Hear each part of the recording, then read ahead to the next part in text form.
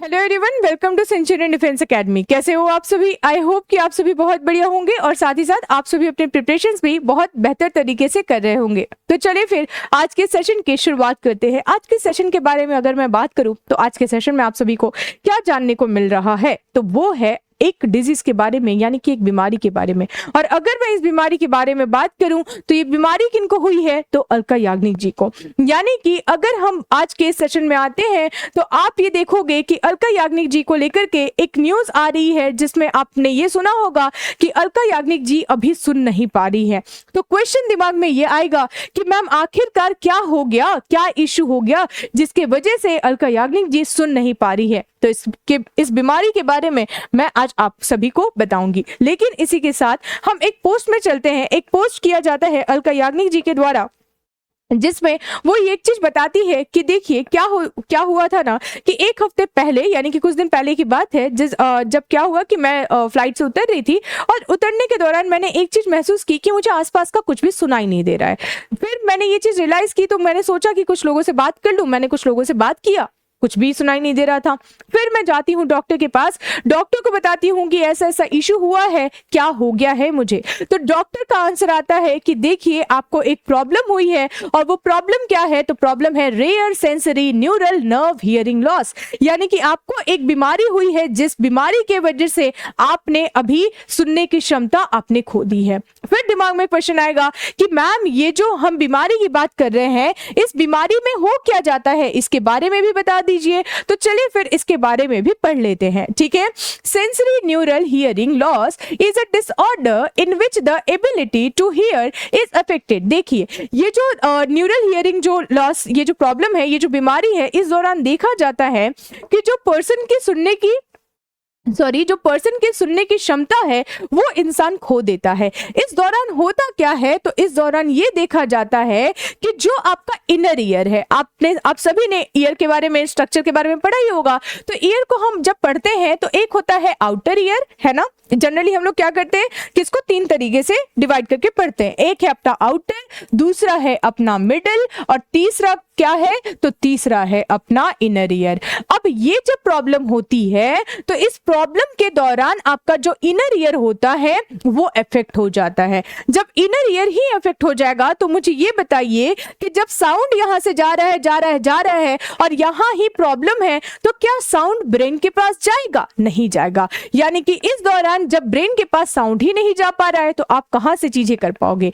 यानी कि हमने क्या देखा, ये जो प्रॉब्लम होती है वो जनरली इनर ईयर में होती है। अब आप सभी अगर इसके बारे में देखोगे तो ट्रीटमेंट, बाहर का ट्रीटमेंट करना आसान होता है, लेकिन जब इनर ईयर में प्रॉब्लम आ जाती है तो ये बहुत बड़ा चीज बन जाता है कि कैसे इसको रिजॉल्व किया जाए। और अगर इसको रिजॉल्व नहीं किया गया, थोड़ा सा आगे मैं इसमें आगे बढ़ूंगी कि अगर मैं इसके बारे में बात करूं कि इस डिसऑर्डर के दौरान क्या देखा जाता है कि अगर आपको ये चीज फील हो रही है कि सुनाई नहीं दे रहा है, आप गए, आपने ये चीज दिखाया, आपको ये चीज पता चली, तो विद इन 24 आवर्स, ठीक है, ये चीज आपको नोट रखना है, एक second, with in 24 hours doctor आपको स्टेरॉइड्स क्या करते हैं, देते हैं। इसका इंजेक्शन आपको दिया जाता है कि किसी तरीके से जो प्रॉब्लम आई है वो प्रॉब्लम को रिजॉल्व कर दिया जाए। लेकिन विद इन 24 आवर्स अगर आप नहीं गए, तो अगर आपने देखा कि कुछ दिन बाद जा रहे हो, एक हफ्ते बाद, 2 हफ्ते बाद, या फिर इस तरीके से आप जा रहे हैं, तो उस दौरान इस प्रॉब्लम को सॉल्व करना बहुत ज्यादा मुश्किल हो जाता है।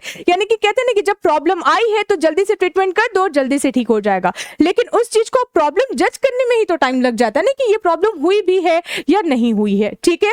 अब दिमाग में क्वेश्चन ये आएगा कि मैम आखिरकार ये जो इनर ईयर है ये अफेक्ट क्यों हो जाता है। तो आप सभी ने अभी, मोस्ट ऑफ द स्टूडेंट्स होंगे जो अभी ईयरफोन्स लगाए होंगे, कुछ बच्चे होंगे जो हेडफोन्स लगा करके लेक्चर सुन रहे होंगे, कुछ बच्चे ऐसे भी होंगे जो ईयरबड्स लगा करके लेक्चर सुन रहे होंगे। मैंने कहा मेन कारण यही है। फिर आप कहोगे मेन कारण लेक्चर सुनना नहीं है या फिर क्या कहते हैं, ईयरबड्स नहीं लगाना था। मैंने कहा देखो मेन कारण है आपके ईयरफोन्स, है ना। जब आप लोग ईयरफोन्स पे म्यूजिक सुनते हो तो ऐसा लगता है कि सब यही है और कहाँ जाना ही कहाँ है।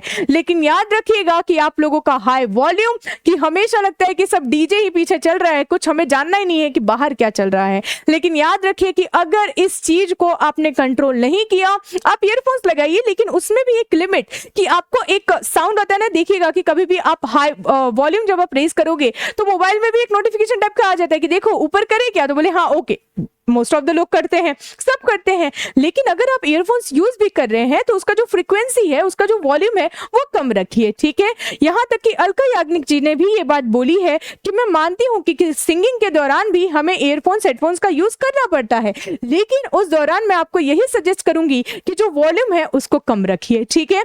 यहाँ पे अगर हम बात करें तो वो है 85 डेसिबल, यानी कि अगर 85 डेसिबल से ज्यादा साउंड आप हमेशा सुन रहे हो तो ये आपके इनर ईयर को इम्पैक्ट करता है। यानी कि अगर इससे आपने मतलब चीजें आपने कंट्रोल नहीं की कंटिन्यूसली, अभी आपको लग रहा होगा अरे मैम कहाँ कान खराब होते हैं, अभी नहीं, कुछ दिन बाद आपको पता चलेगा। अब देखिए कि इन्होंने खुद बोला कि मेरा टाइम ही ऐसा चल रहा था, यानी कि जनरली सिंगिंग करती हैं तो इन्हें नॉर्मल होल टाइम समझ के रखिए कि इनको हमेशा हेडफोन्स लगाना ही रहता था। उस दौरान इन्होंने बोला कि हाँ मुझे पता है कि अगर मुझे ये डिजीज हुआ है तो इसके पीछे कारण हेडफोन्स है, ये मानती हूँ। और इसी के साथ इन्होंने ये भी सजेशन दिया है लोगों को, अपने फैंस को, कि आप सभी से यही अनुरोध है कि किसी तरीके से कोशिश कीजिए कि लेस ईयरफोन्स आप यूज करें, ठीक है। दूसरा इन्होंने ये भी बोला है कि जो एकदम जैसे नॉइज वाला जो जगह रहता है, बहुत ज्यादा जहां पे साउंड है, वहां पे भी जाने से आप बचिए। यानी कि टोटल रिकमेंडेशन है जो कि अलका याग्निक जी ने कहा है, और इन्होंने कहा है कि मैं आशा करती हूँ कि मैं जल्दी से ठीक हो जाऊं। बिल्कुल हम भी यही चाहते हैं कि आप जल्दी से ठीक हो जाए, है ना। तो फिर आई होप कि आप सभी को आज का सेशन बढ़िया लगा होगा, टोटल चीजें आप सभी को समझ में आ गई होगी। तो बिल्कुल इस सेशन को अपने दोस्तों के बीच में शेयर करना ना भूले। तब तक के लिए thank you so much and Jai Hind to everyone. Dear aspirants, क्या आप भी एनडीए 2024 एंड 2025 एग्जामिनेशन को क्रैक करना चाहते हैं अपने पहले प्रयास में?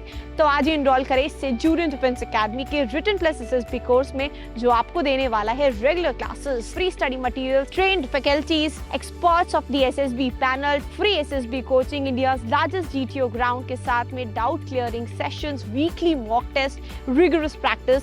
ये एक ऐसा संस्थान है जहां हम आपको A to Z प्रिपरेशन कराते हैं और आपको नेशनल डिफेंस एकेडमी की कड़ी तैयारी कराते हैं।